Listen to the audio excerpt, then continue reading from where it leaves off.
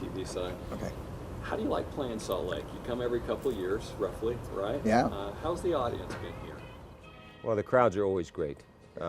You have a lot of beautiful venues in Utah, all around Utah, and this particular one, gorgeous outdoor amphitheater, beautiful setting, and always a great crowd. We've had a history of coming up here, like you say, after all these years. Up into Park City, I remember we did some ski things, celebrity pro-am deals, and learned to ski actually up there. So it's, and we have friends up here, the Lowry family, so Yeah. it's nice to be here. How have you managed to, it's over 40 years now. isn't it? 44. 44 years. Mhm. You don't see that, whether it's too much in actors or certainly musicians. How do you think you've been able to just keep it together so long? And it seems like you're good friends. Yeah, we're close. We are, yeah. It's certainly a great deal of good fortune. You know, you never want to write that off. But it has also been a lot of work, and we've worked very hard. I like to think that we are responsible for what we've built.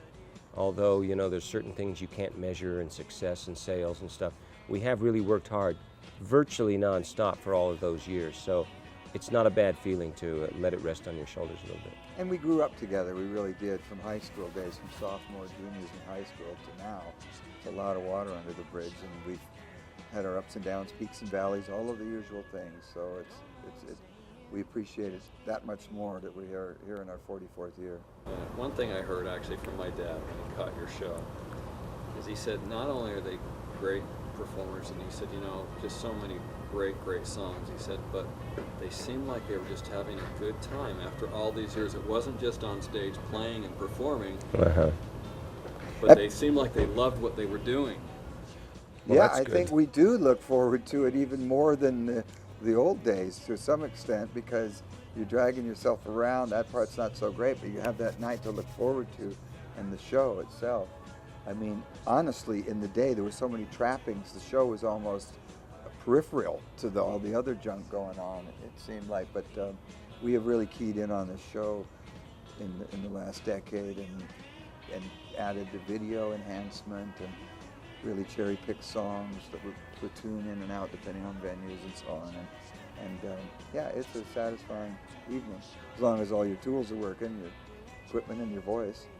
Projectors are working for your own video. Yeah, sure. I know how that goes. That happens. Do you think on that, and you mentioned a little bit earlier, the way technology has changed so much, do you think as people who are hoping to get into music, the technology has helped that quite a bit? And there's so much software now that's relatively very inexpensive when they're composing. Everybody can have a studio in their own laptop.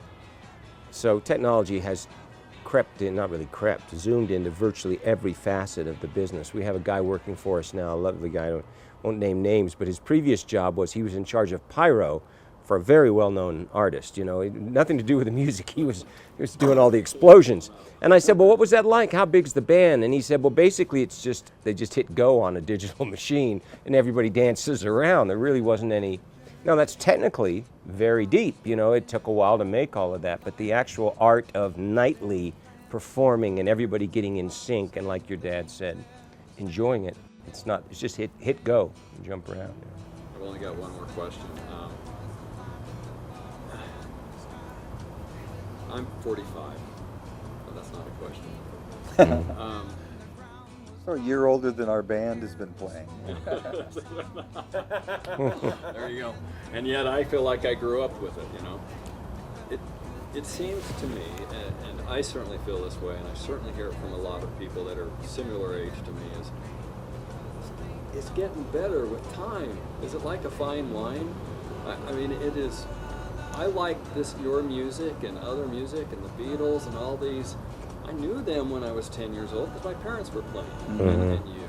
But I enjoy it more now than I. Well, that's good to hear. That is good to hear. And I think it's nice to hear that from a generation younger, if you will, because sometimes I feel like we're hanging on to, you know, our old ghosts, but they've come up too through the ranks. All the music we talked about earlier and the albums we loved and so on. I think they do have a lot of, they have legs and there's going to be around. Not to say that this generation or any subsequent generation's music won't be the same, but if you weren't immersed in it And I'm not that, I can honestly say I'm not immersed in contemporary music the way I was in the day.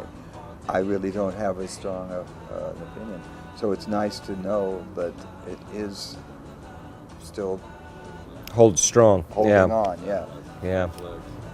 It's not just the U.S., America, that comes out to see America, but around the world, really. Yeah. Your Yeah, shows, you're known around the world. In some countries, some songs may be more popular in other countries. Yeah, it's That's true. what happened, It yeah. pays to do some research because, you know, you would land in a country, play the Philippines a lot. We have a song called All My Life that's like the national anthem down there, and it's just not in our show normally, so we all have to kind of, actually I do that one on my own, but that kind of thing occurs, you know, if you're down in Ecuador, there's a certain tune that, Talked earlier, Survival in Italy Yeah. was a #1 record.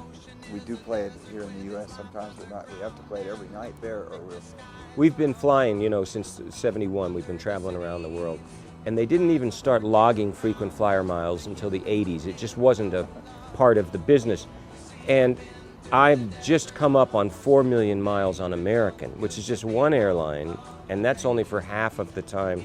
So when you talk about traveling the world, that, you know, double that and double that, In and fact, give you a rough we're idea. still finding places we haven't played before. We're playing Tel Aviv this year for the first time. We go to Italy and Australia and South America, and we've been to Africa. And Going to all- France too. And Yeah, we're actually doing Italy and France, but this Tel Aviv date came in at the tail end of that run over there.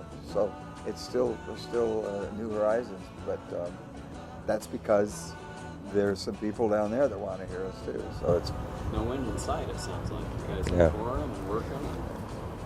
we don't Hopefully. want to look towards the potential Yeah. end. Yeah, I mean, yeah. it could be in sight, but we're not going to look over there yet.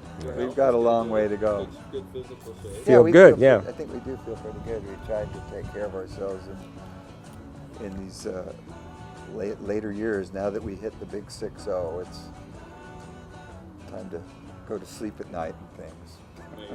Time just keeps moving. Yeah. Well, thank you. Thank so you. much. Thank I'm you just very gonna much. Get a picture with you guys if that's Sure. okay, if somebody can take one on the phone. All right.